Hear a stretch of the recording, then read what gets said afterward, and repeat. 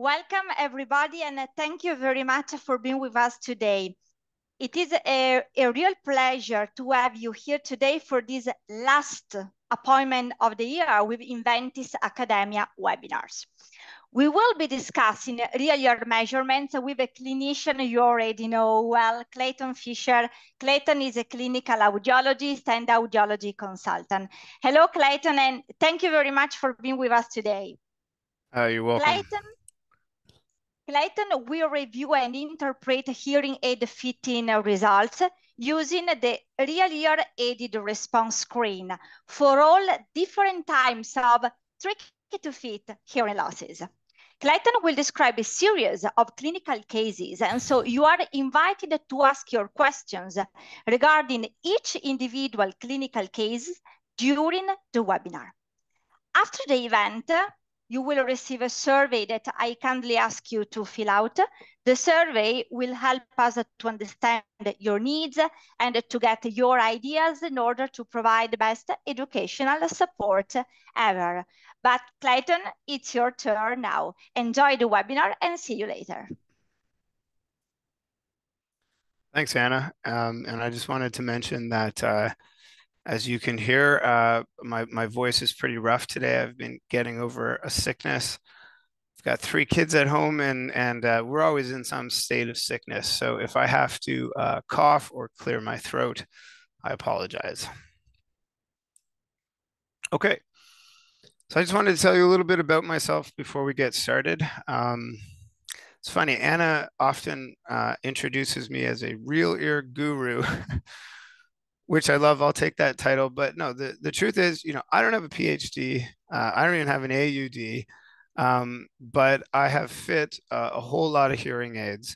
And I do it every day, and I have a strong background in amplification. And so I'm hoping I can share some insights with you today. Because for me, despite my clinical experience, I still find fitting hearing aids challenging. Don't you? It's not always easy. I mean, sometimes it is, sometimes it isn't. But I do like teaching, and I've mentored or supervised at least a dozen students over the years, and I've helped dozens more of my colleagues with real-ear measurements. And because I had identified through doing this that there was definitely a need for support with hearing aid fittings, I created a YouTube channel to support clinicians around that. So feel free to check out my YouTube channel if you like what you see today, because there's a bunch of videos on there about fitting hearing aids and a couple gear related videos as well as some other webinars.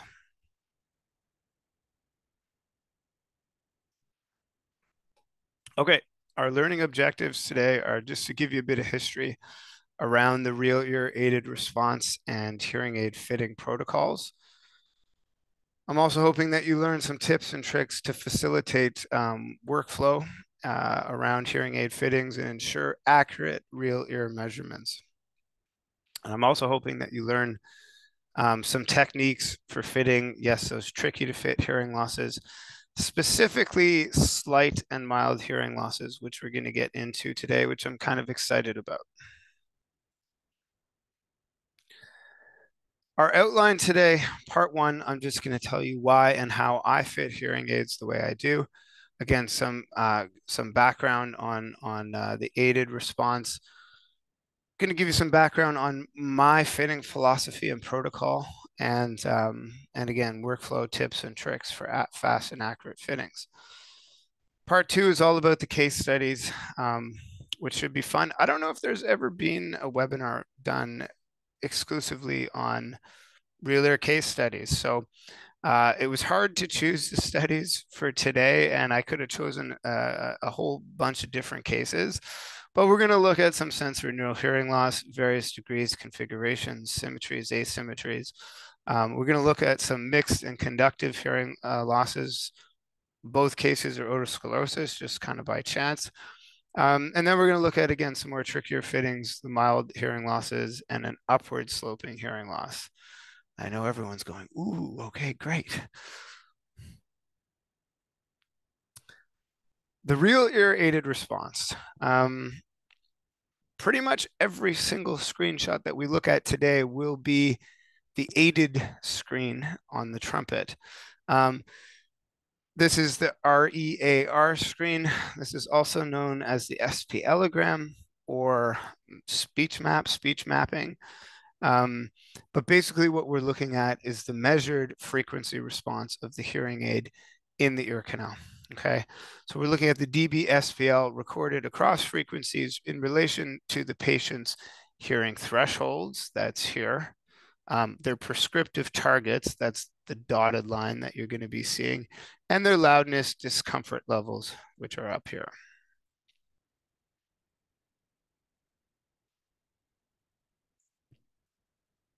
Okay, so some history.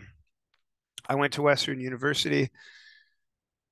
Western University is where Richard Seawald was working on and developed the desired sensation level well, I think they started at the University of Connecticut with Mark Ross, that was his supervisor. Richard Seawald then went on to mentor Susan Scully, who I'm sure a bunch of you know. And down here, so at Boys Town, Patricia Stelmakowicz also mentored Ryan McCurry. So there's quite an impressive lineage there. Anyway, I just bring up this figure from a 1987 article because, as I understand it, the figure on the right here is the first aided response screen ever that is showing, because DSL or desired sensation level has targets for ear canal hearing instrument output. Okay, so here's your targets up here. So we're looking at output and not gain, and not insertion gain. The S's are the threshold. Back then it was sound field. Here is the long-term average speech spectrum, the unaided spectrum right here. This is a reference to normal hearing. And of course, we're looking at dB/SPL going up the vertical axis and then frequency across the bottom axis here. And again, as I understand it, these curves in this study were actually obtained using an old phonics system and then actually hand drawn. So anyway, pretty cool. You can check out the full article here. Okay. For infants, for young children, we have very high standards for fitting hearing aids. At Western, like I said, where I studied, they helped develop the infant hearing program in Ontario, Canada, which defines very specific criteria for what is considered to be a high quality hearing aid fitting. So this is taken from their protocol for the provision of amplification, which, as you can see, was just revised. And one of the things that they ask all clinicians to document is the hearing aid fitting details. What is the purpose of that? They want to know the quality of the hearing aid fitting, because if the hearing aids aren't fit properly, then if the kid's not doing well with the outcomes, well, then we know why. So I just want to draw two things to your attention today. They document the speech intelligibility index, that's the aided speech intelligibility index, and they document data logging. And these are two things that I have started to do with all of my fittings. Just continuing on, the aided speech intelligibility index needs to fall into the expected normative range, okay? Speech intelligibility index, for those who need a review, is a proportion or percentage of speech that is audible to the patient. You can have the unaided SII shown here without hearing aids, and then the aided SII with hearing aids. So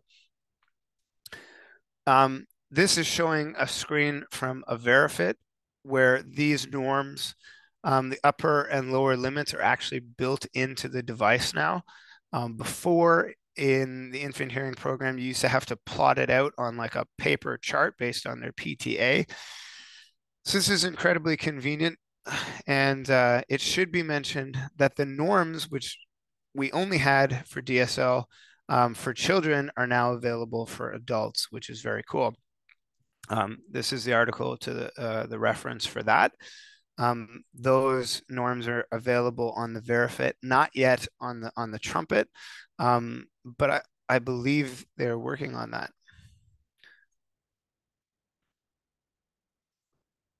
Okay. So my fitting philosophy is that adults deserve the very same level of care as infants and children. So you can look at the achieved aided audibility, or SII, and being within the expected range, as I just mentioned. Or what I like to do is actually look at the improvement in audibility. So what is the change in the SII? That's the aided SII minus the unaided, and what is that difference? And you can see that the Trumpet does give you that, and that's automatically. And that is actually unique to the Trumpet. And then next, our outcomes for our hearing aid fittings need to be documented. Okay, so we need to validate the success of the fitting. How well are we doing? So that means that after they've been fit, they come back for a 2-week follow-up. You are assessing the degree of perceived improvement on something like the cozy, which of course you got their listening needs early on when you're doing your hearing aid evaluation. And then of course we want to know the data log, how much are they actually wearing the hearing aids? So my goals for a fitting there's basically just 2 goals. Number 1 is to maximize audibility. That's trying to get the largest change in SII, the largest improvement in SII that I can get, while number 2, maintaining loudness comfort. Okay, so having the patient feel that it is not uncomfortably loud for an average level speech. Because these 2 goals are essentially the same goals as the desired sensation level, using prescriptive targets are really the blueprint to help you to get there and to achieve this. By the way, I think I see a question come through, and what we'll do is just answer the questions at the end, if that is okay. Okay.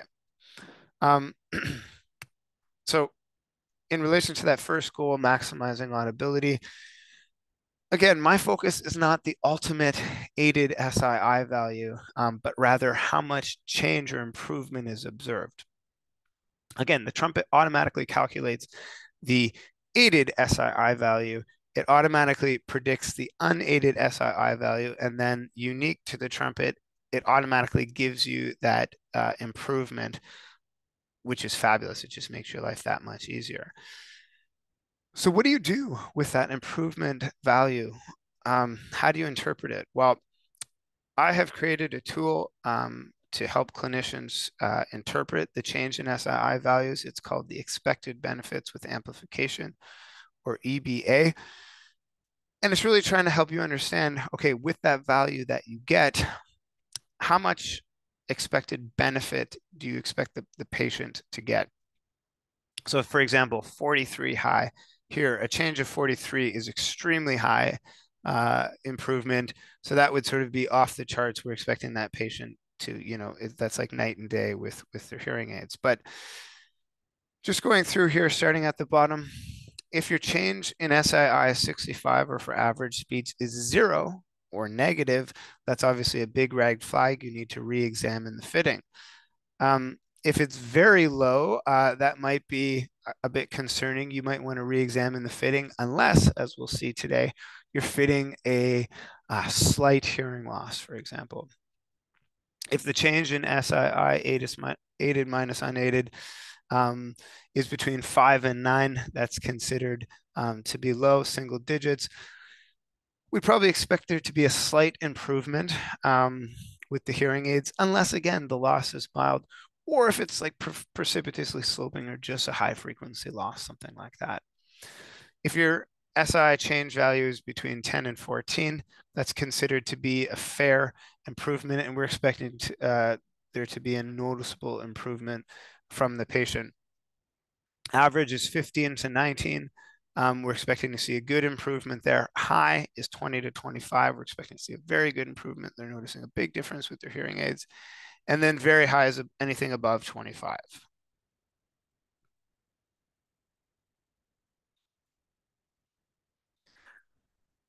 On the loudness comfort side, so what I do is I give the patients in their hands the Cox loudness scale, and I have them rate the loudness or volume by pointing to the appropriate rating while the actual speech passage is running. Of course, they can't talk or that will contaminate the measurement. Um, so, so I'm giving that to them as it's running, and and what I'm hoping is, and what I'm working for with my adjustments is making sure that average speech at 65 dB should be number 5, comfortable but slightly loud. That's for new users or comfortable for experienced users. By the way, a note here, if they're saying it is number 6, loud but okay, that is not okay. That's a patient who's probably going to not wear their hearing aids for the week or two and say they were too loud, or call you a few days later and say they're too loud. So you really want to hone in on number 5 or like 4.5 there. By the way, as I was doing this presentation, I started thinking, where did I even get this from? And I started like the idea of this comfortable and slightly loud for average speech. So I started digging around. And it turns out there's a 2009 20Q article with Gus Mueller featuring Robin Cox that talks about this. Interestingly, they're talking about it in the context of how could you possibly verify hearing aids if you don't have a probe mic system, or as they say, if you're waiting for your probe mic system to arrive. And so I just kind of incorporated that. It made a lot of sense to me, and I've just started using that with probe mic measures, with real ear measures.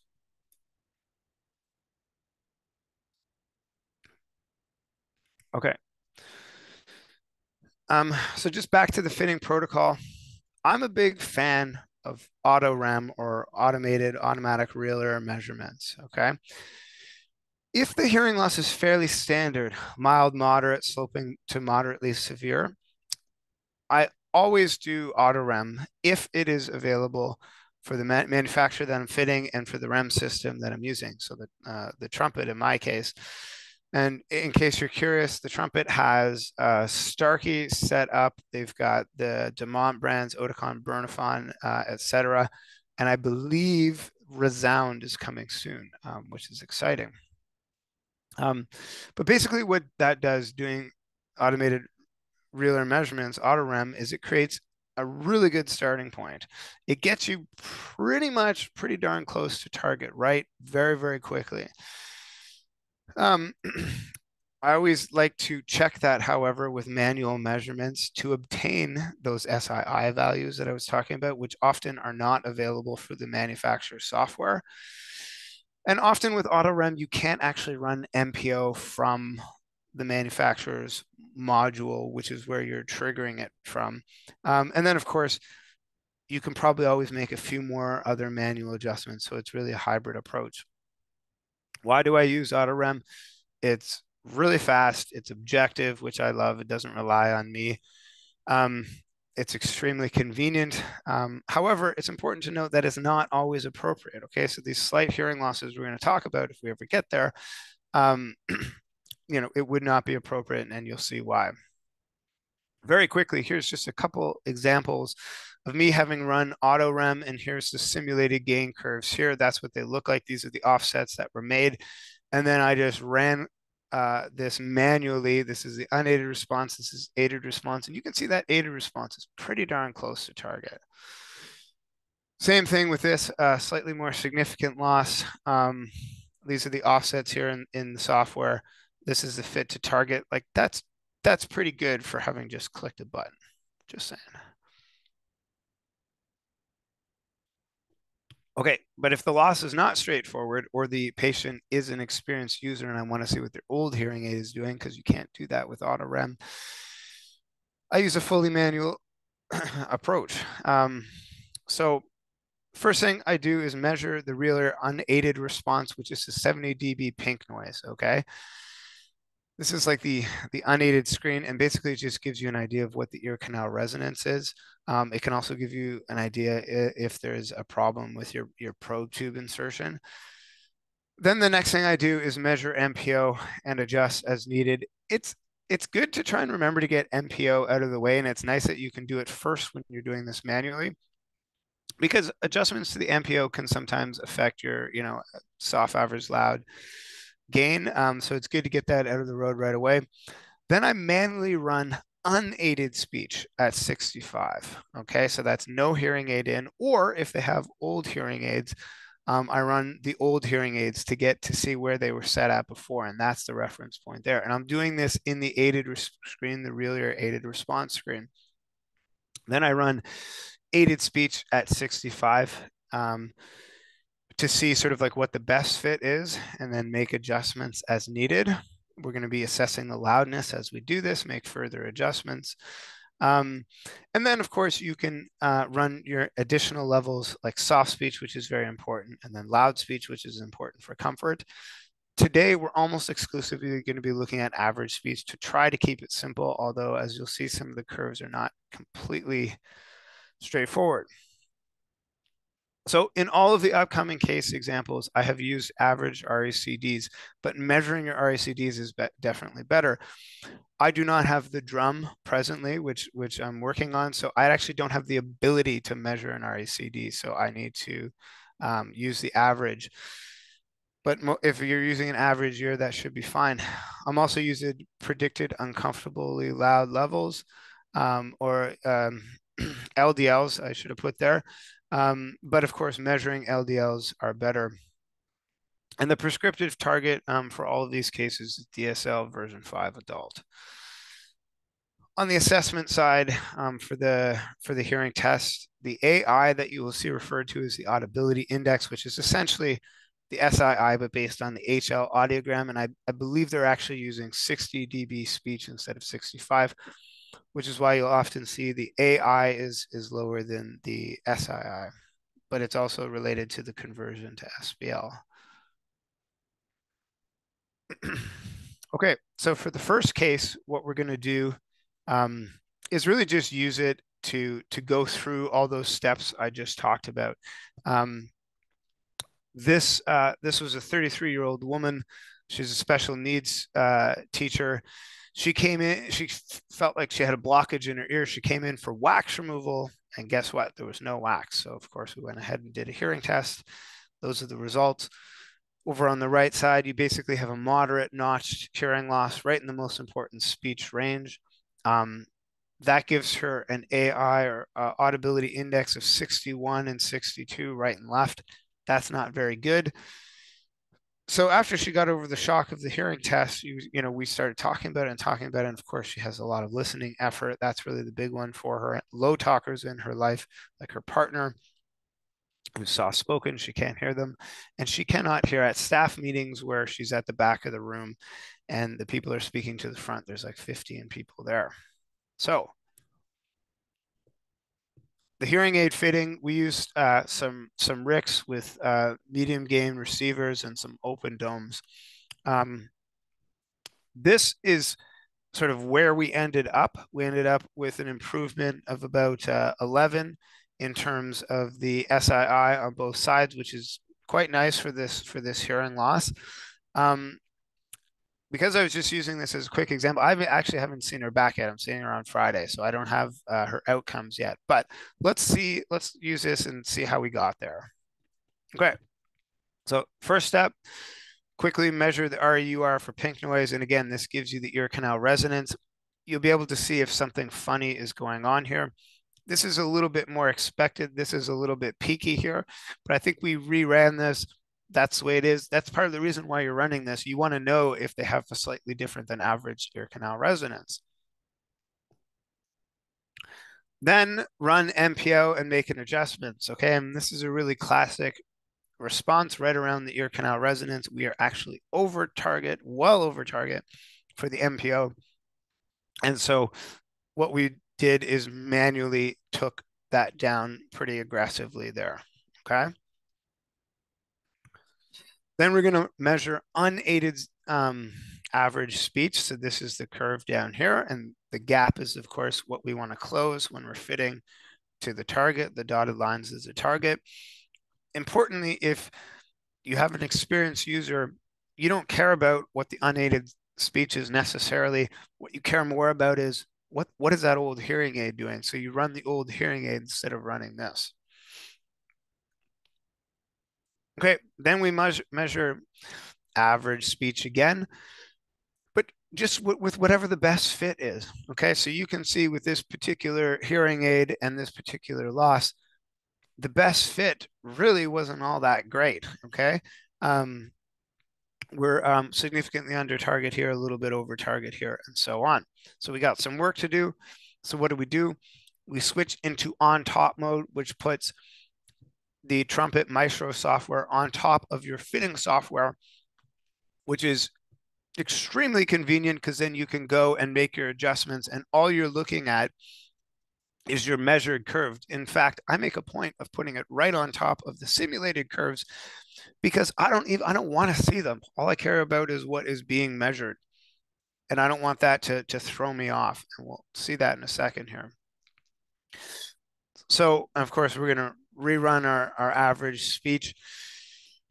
Make sure it is as close as we want to get it. You can see we've got a fairly nice fit to target here in between 2 and 4,000 hertz. That's looking really good. We're not too concerned about these sort of ultra high frequencies here. And then you can run soft and loud speech as well. As I alluded to before, this is what the simulated curves look like. And I know a lot of people are probably, they got their eyebrows raised here. They're going, oh my God, really? Like, what is the problem here? Don't freak out if your sim curves look wacky, okay? It's fine. What is important is the measured curves that are being measured in the ear, okay? Everything is going to be okay. You know, we tend to get, you know, if we deviate from those simulated curves, we get really worried about it and the worried that we're doing something wrong. It's okay, you're not. Okay, so just tips for workflow, you know, the following 3 tools can make your life easier and speed things up. Again, I use AutoREM whenever I possibly can, but it's not appropriate for all degrees and configurations of hearing loss. I use simultaneous binaural measurements wherever possible to cut down on time. But that may not make sense if you're fitting some very asymmetrical losses, which we'll get to. And I always use the on top feature because you can do all your adjustments on one screen. You're not toggling back and forth. Some tips for accuracy, because obviously you want your measurements to be accurate and you have to be able to trust your measurements, right? It's a big problem if you can't. So just a couple tips here. You can calibrate for the room. That's the speaker equalization every time. It's not a big deal if the room hasn't changed, if the position hasn't changed, but just do it. Counter to a previous recommendation I made in a previous webinar, I'm going to suggest that everyone just leave open fit deselected, okay? And so what that means is that it will calibrate for your level before each measurement. But what you have to do, and it's really easy if you're in on top mode, is just mute the hearing aids right before that calibration and then unmute them and then you know, record the measurement. Because if you're muting the hearing aids, you're not worried about anything leaking into the reference microphones. And then you're getting that calibration before each measurement, which is really important because my previous recommendation was to leave it on open fit all the time and tell the hearing aid user to stay still, which of course they never do, right? So I think that this might be a better way of doing it. And I got this idea from using auto REM, which often automatically mutes the hearing aids for you. So it's super easy to do in on top mode. Rerun curves. Rerun curves as needed, okay? If your curves are looking wacky, check the probe tube depth, check that the hearing aid hasn't moved out, check that the patient hasn't moved. And this is a handy little button here on the trumpet on the top left corner of the rear aided response screen. You can press that and just rerun one measurement on one side because the trumpet doesn't let you kind of go from doing binaural to monaural and back and forth, but you can just rerun a single measurement. So that's really handy.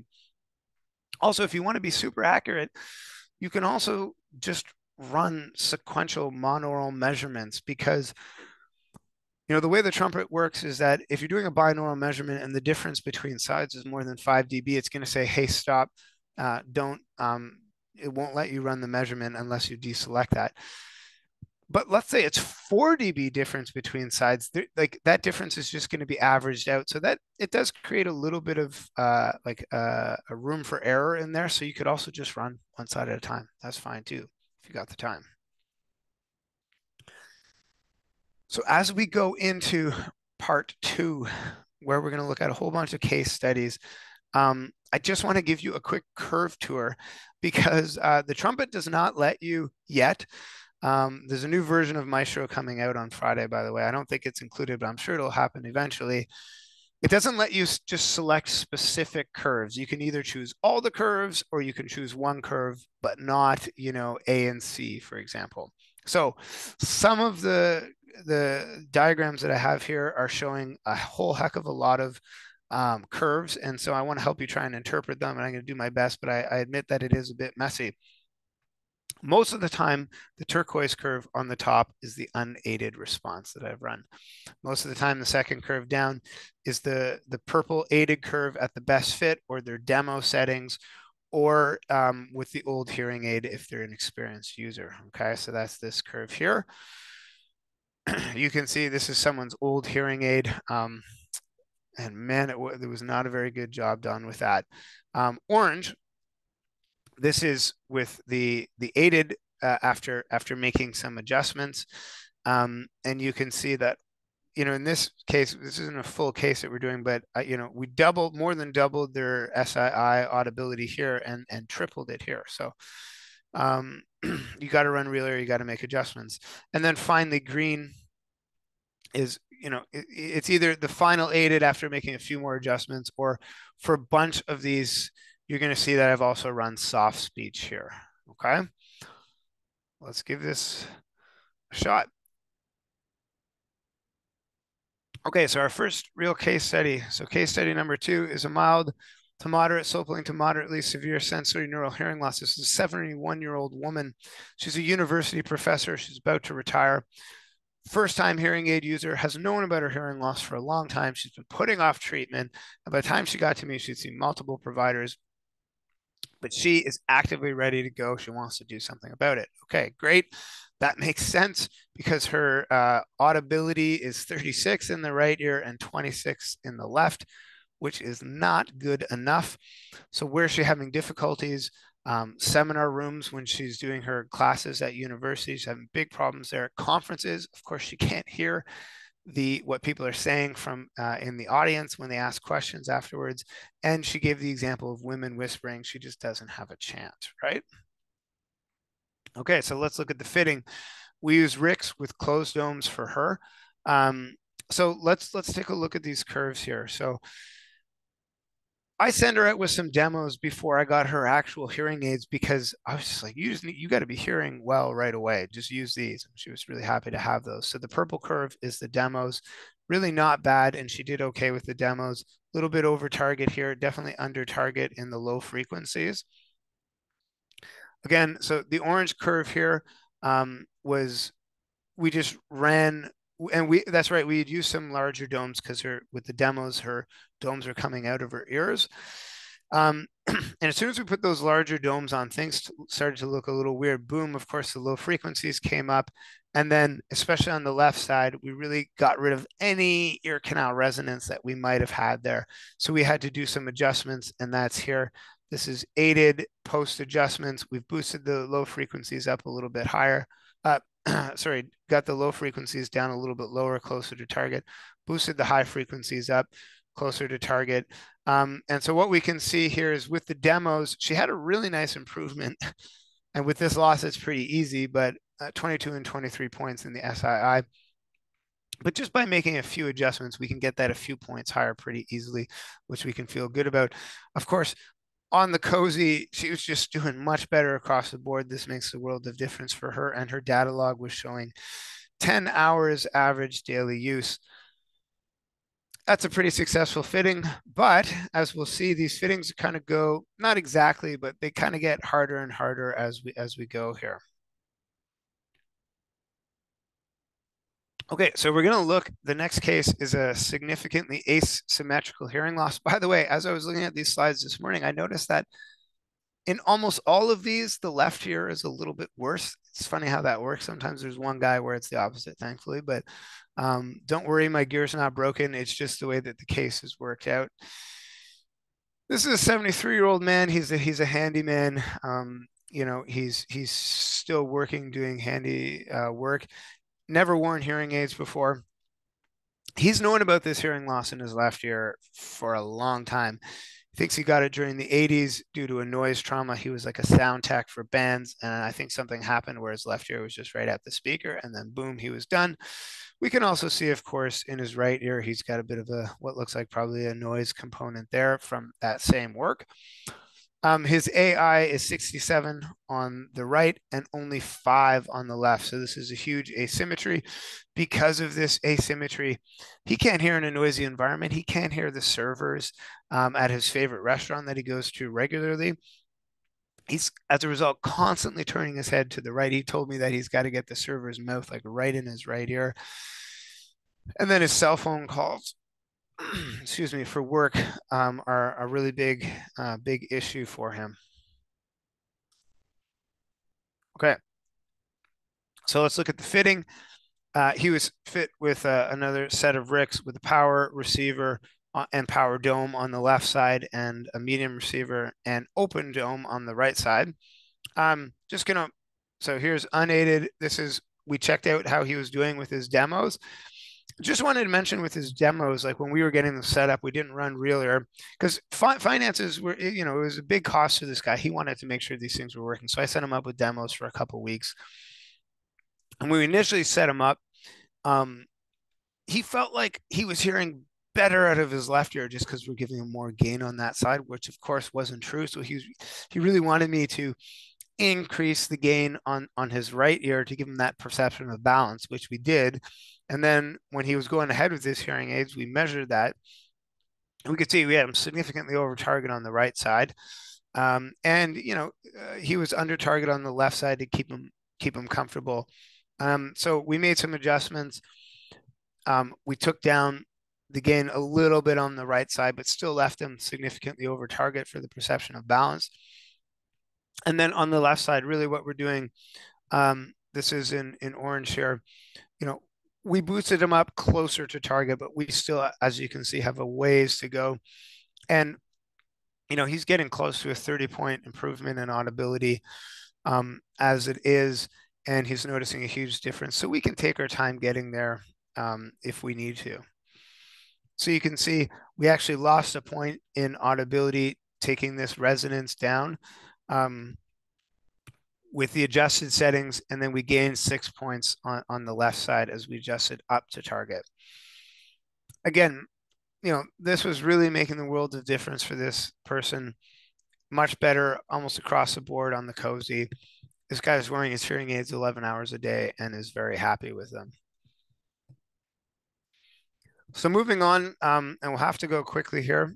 This is a moderate conductive hearing loss on the left side.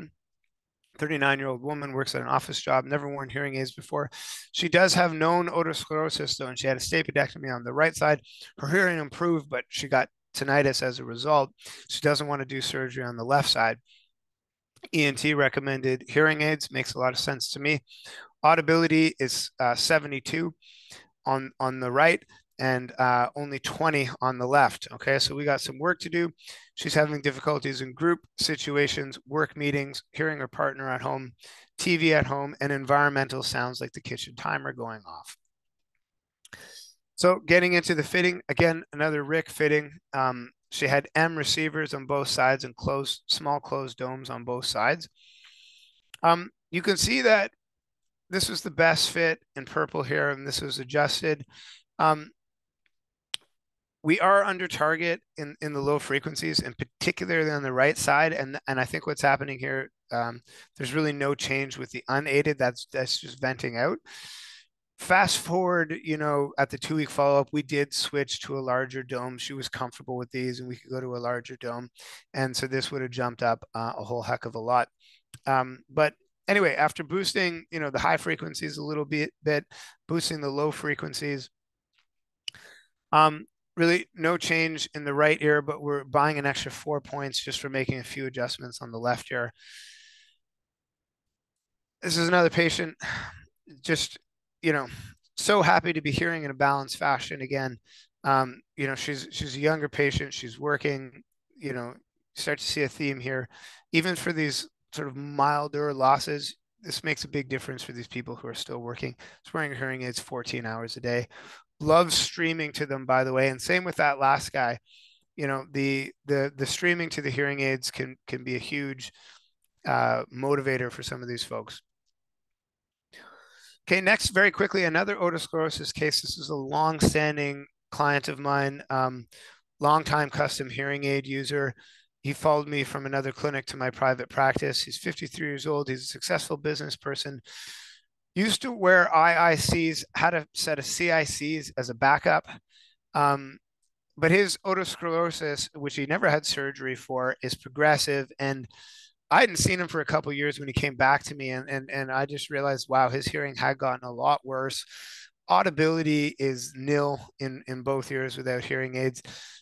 Presently his listening needs with his current hearing aids is hearing his girlfriend. He's bluffing, trying to hear her like in the kitchen or when any noise is going on, or if they go out for dinner, and then phone calls on his cell. None of these previous options had direct streaming. So looking here, we'll just go one at a time. So we ended up fitting him with custom rechargeable ITCs, get a little bit more power. He was comfortable with that now, looking more like a Bluetooth headset. As we go through here, the first curve is his very old IICs. This is almost irrelevant because these hearing aids are so weak and they were for an older hearing loss. Similarly, with the sort of backup set of CICs that he had in purple here, definitely better than in audibility than the previous ones, but definitely not very good. So we ran the new ITCs with these settings. We're getting way better audibility just with the best fit settings, but we're a little bit over target here, a little bit under target here, and so on, and fairly significantly off target on the left side. So we go in, we make some adjustments, and here in green is the new adjusted. So we took down the low frequencies here, boosted up the highs, really brought up the left side a heck of a lot closer to target. Big improvement, 7-point improvement on the left side after adjustments. And yeah, he's hearing either better or much better across the board. 12 hours average use, which we would expect to see with a guy like this.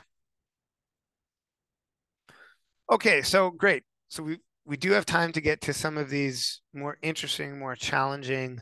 Not that that last one wasn't challenging, but challenging in a different way. Here is a slight in the right ear and mild in the left hearing loss that I think a lot of people would just tell this guy to take a hike. Say, look, man, there's nothing we can do for you. Hopefully there's a bunch of people on here who would feel comfortable fitting this type of hearing loss. This guy was 27 years old. He works in politics. Obviously never worn hearing aids before, but really feeling like his left ear is down. Really high audibility, 89 on the right side, lower 71 on the left side. He's the note taker in his meetings at work, and he's constantly having to ask for clarification. And his boss has a soft voice. It feels like he's mumbling all the time. He goes to political events. There's people talking all over the place, cocktail parties. He can't pick out the voices. So he's got a ton of listening effort. He's leaning to his right side. So work is a huge part of his life, and he's having a lot of hearing difficulties. He wants a solution. So I'm not going to tell him to take a hike. So a lot going on this screen here. We fit him with some RICs with M receivers, medium-sized closed domes. Definitely need to try and close off this fitting.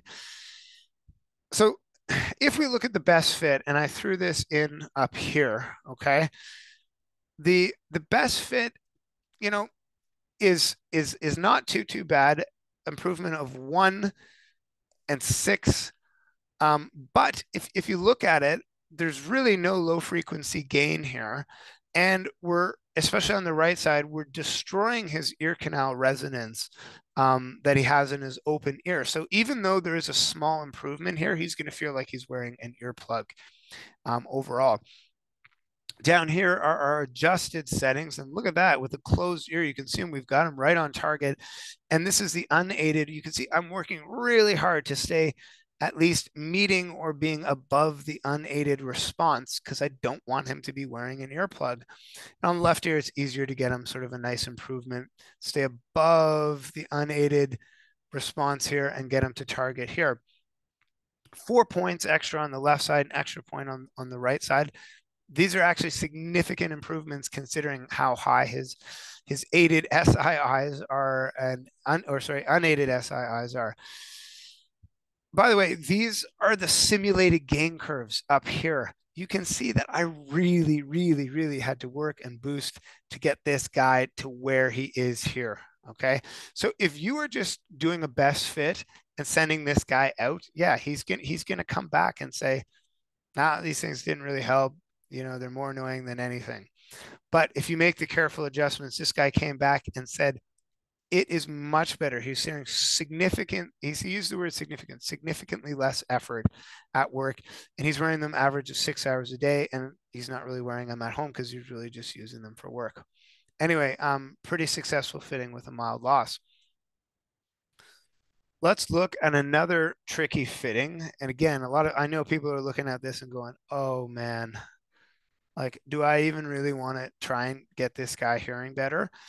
Um, well, I did. I guess I don't know if it warrants mentioning, but both the last guy and this guy did have coverage through a certain third party, and so they really didn't have to pay anything for the hearing aids at the end of the day, which maybe factors into it.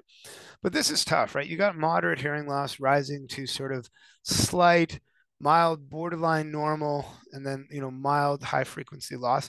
This is a tricky hearing loss to fit. This guy was 67 years old. He's a new immigrant to Canada, and he's known about this hearing loss. He was tested outside of Canada. I saw him for an ENT assessment. Again, really high audibility.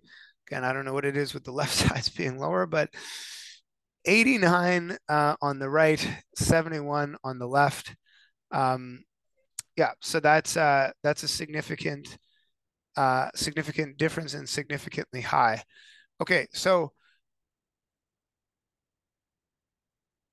hearing difficulties. Sorry, I think this must have been carried over from last side. My apologies with that, because obviously he did not have old hearing aids. I'll fix that on the printout. But these are his hearing difficulties. He has a difficulty with official communication because English is his second language. This is both in person and on the phone. And so he's taking these calls, based on his citizenship and all this stuff. And he's got to bring someone with him if he goes in to do anything like that. He's got some friends here, social. If they're sitting in a cafeteria, he said he can't hear the person beside him. Okay. And then repetition with his family and his daughters at home. So the hearing aid fitting, again, using some RIC hearing aids, M receivers. We're using actually a small but a power dome to really try and close off his ear because we got to get those low frequencies or otherwise what's the point, right? Really interesting. If you look here, this shows both unaided responses for soft and average, okay? And what you can see is that with the best fit, there's 0 improvement on the right side and then -1 on the left side. So these hearing aids, if you just best fit them with a power dome like that, you're blocking off the ear canal resonance. You're giving the guy earplugs. That's not going to work. So you really, really have to work to restore the ear canal resonance and match it or beat it, and then work to get those low frequencies up.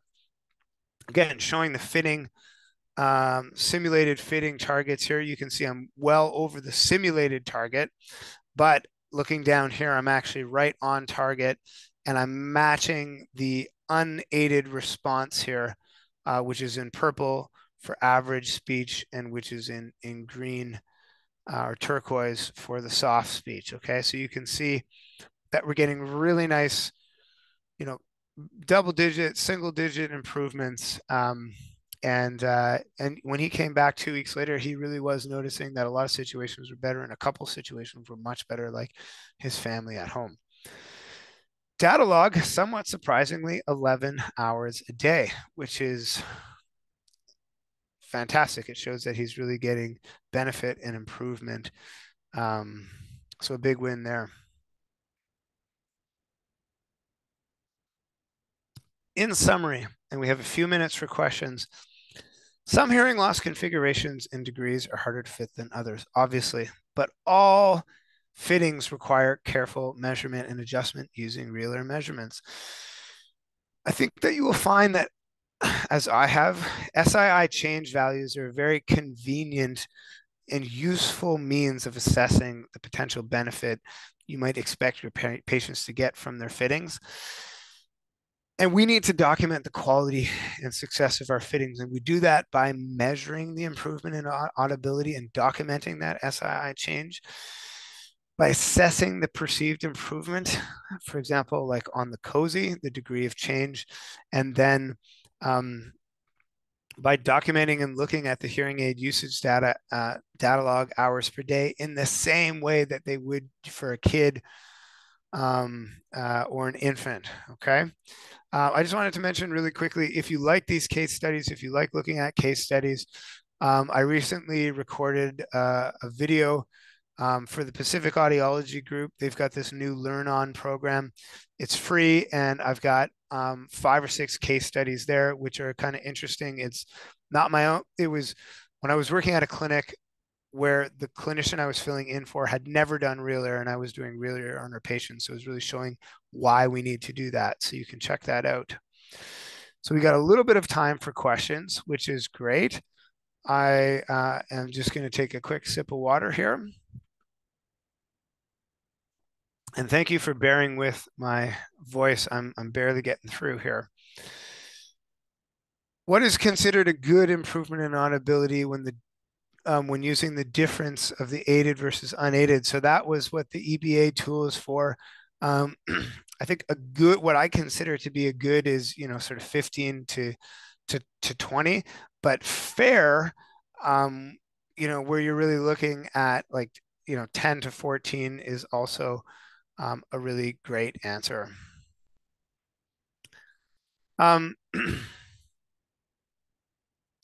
Okay. Why do you use DSL as a prescriptive target? So you can use NAL. Use NAL or DSL. Honestly, for adult fittings, the differences are a lot smaller. I use DSL just because again, maximizing audibility across the broadest frequency range makes sense to me, whereas NAL is more about, sort of intelligibility, but either or is good. I went to Western, so I'm using DSL. Good question. How do I measure the AI? You can count the dots on the audiogram, or you can just use a modern, audiometer that's gonna like I use the cello from excuse me, from Inventus, and it automatically calculates it for you.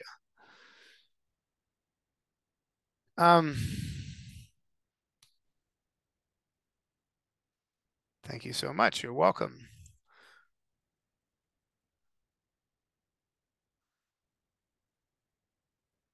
So are there any particular manufacturers that are closer to target before REM? If you're allowed to mention this? Definitely. You got to figure that out, but it obviously, it depends on the manufacturer, depends on the hearing aid, and it depends on the hearing loss. But some manufacturers are a lot better than others, but I'll let you figure that out for yourself. You got to be running the reeler anyway. So how do you deal with reduced dynamic range patients for those who suffer from hyperacusis or tinnitus? Is this where predicted levels are more useful? Definitely, but they're also better to have, they're very useful in a regular hearing aid fitting as well.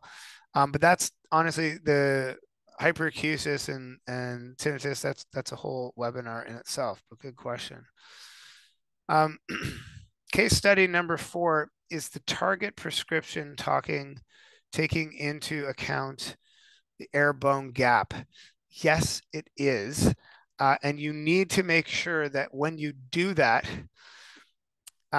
that you go in and you manually, you have to, at least in the Maestro software, you have to manually tell it to take into consideration the bone conduction thresholds, because that is going to change. At least with DSL, it'll change your target. Do you always run realer aided response after changing the dome size?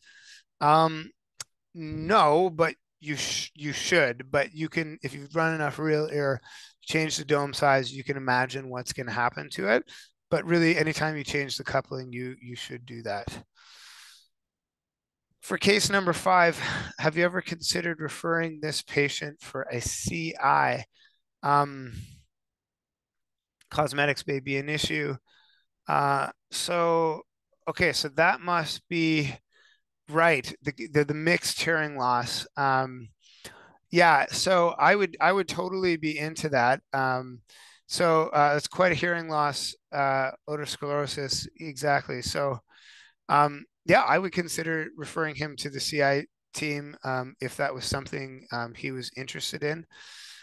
Those SIIs, and obviously this person is talking about, Sarah is talking about the aided SIIs. They're not great, but they are, probably within or close to the expected range. But I would fully refer him for a CI. That's something I can talk to him about.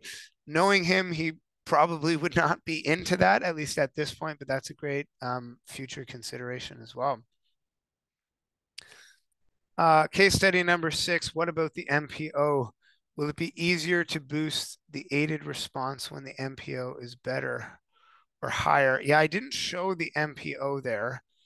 But yeah, that the first thing you would do, the first thing you would do is run the MPO and look at the MPO and get it to where you want, and then run all your aided curves.